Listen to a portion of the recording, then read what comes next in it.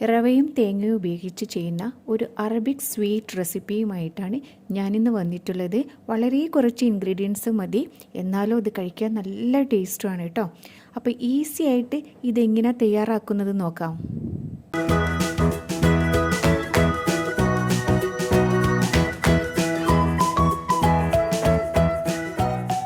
ഇത് തയ്യാറാക്കാനായിട്ട് ഞാൻ ഒരു ബൗളിലേക്ക് 100 ഗ്രാം ബട്ടർ എടുത്തിട്ടുണ്ട്. അതായത് 100 ഗ്രാം റൂം ടെമ്പറേച്ചറുള്ള ബട്ടർ വേണം എടുക്കാനായിട്ട്.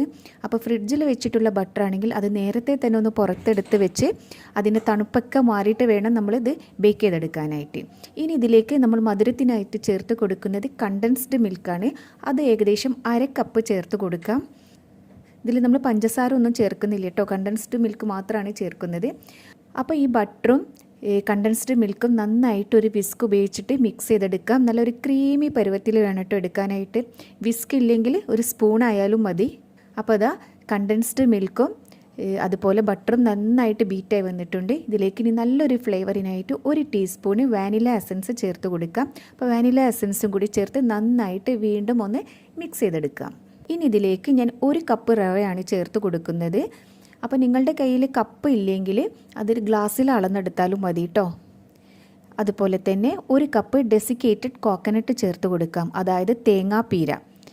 നമുക്ക് കടകളിലൊക്കെ വാങ്ങിക്കാനായിട്ട് കിട്ടും ഡെസിക്കേറ്റഡ് കോക്കനട്ട് എന്ന് പറഞ്ഞിട്ട്. അപ്പോൾ നിങ്ങളുടെ കയ്യിൽ ഡെസിക്കേറ്റഡ് കോക്കനട്ട് ഇല്ലെങ്കിൽ ഫ്രഷ് കോക്കനട്ട് വേണമെങ്കിൽ ഉപയോഗിക്കാം. അതൊന്ന് ചെറുതായിട്ട് ഒന്ന് വറുത്തെടുക്കണം. അതിൻ്റെ കളർ ചേഞ്ച് ആവരുത് കേട്ടോ. വളരെ ചെറിയ തീയിൽ വെച്ചിട്ട് തന്നെ ഒന്ന് വറുത്തെടുക്കാം. എന്നിട്ട് ചൂടാറിയതിന് ശേഷം ഇതിലേക്ക് ചേർത്ത് കൊടുക്കാം. ഇനി ഇതിലേക്ക് 1 ടേബിൾ സ്പൂണ് ബേക്കിംഗ് പൗഡർ ചേർത്ത് കൊടുക്കാം. ഇനി ഇത് മൂന്നും കൂടി നമുക്ക് നന്നായിട്ട് തന്നെ ഒന്ന് മിക്സ് ചെയ്ത് കൊടുക്കാം.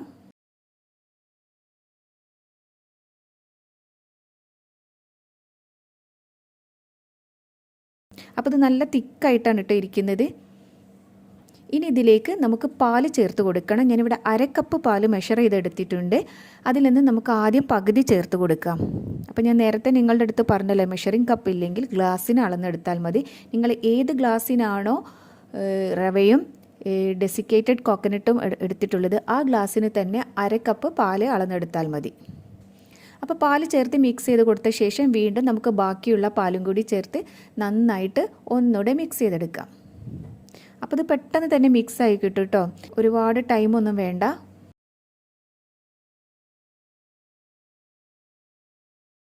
അപ്പോൾ അത് നന്നായിട്ട് ഞാനിത് മിക്സ് ചെയ്തെടുത്തിട്ടുണ്ട്. ഈ ഒരു പരുവത്തിലാണ് കേട്ടോ നമുക്ക് കിട്ടുക.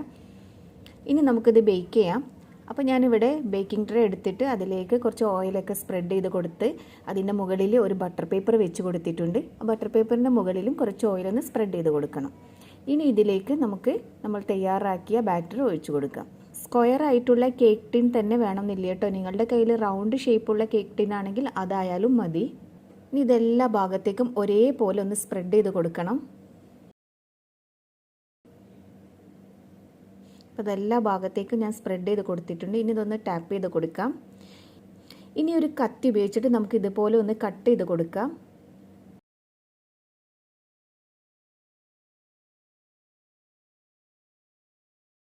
അപ്പോൾ ഇങ്ങനെ സ്ക്വയർ ആയിട്ട് ഇത് കട്ട് ചെയ്തെടുത്തിട്ടുണ്ട്. ഇനി ഇതിൻ്റെ മുകളിൽ ഡെക്കറേറ്റ് ചെയ്യാനായിട്ട് ഞാൻ ഓരോ ബദാം വെച്ച് കൊടുക്കുന്നുണ്ട്. അപ്പോൾ നിങ്ങളുടെ കയ്യിൽ ബദാം ഇല്ലെങ്കിൽ പിസ്ത ആണുള്ളതെങ്കിൽ പിസ്ത വെച്ച് കൊടുക്കാം, അതല്ലെങ്കിൽ കാഷ്യൂനട്ട് വെച്ച് കൊടുക്കാം.